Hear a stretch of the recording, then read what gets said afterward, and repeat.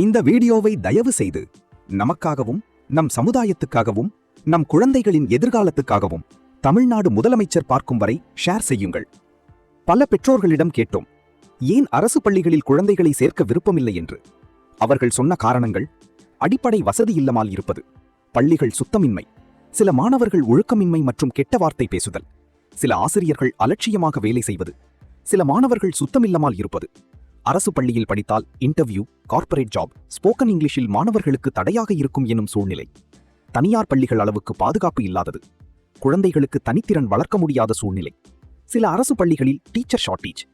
ஆனால் இப்போது பல அரசு பள்ளிகளில் smart class, STEM labs, free laptop, நல்ல ஆசிரியர்கள், காலை மற்றும் மதிய உணவு திட்டங்கள் என பல முன்னேற்றங்கள் இருந்தாலும் மேலே சொன்ன பிரச்சனைகள் சரி செய்யப்பட்டால் நம் அரசு பள்ளி மாணவர்கள் உலகத்தரத்திற்கு உயர்வார்கள்.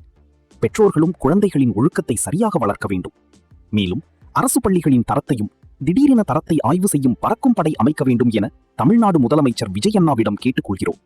இதனால் மிடில் கிளாஸ் மற்றும் லோயர் கிளாஸ் குடும்பங்கள் அதிகம் பயனடைவார்கள். நம் அடுத்த தலைமுறைக்காக இந்த வீடியோவை அனைவருக்கும் ஷேர் செய்யுங்கள்.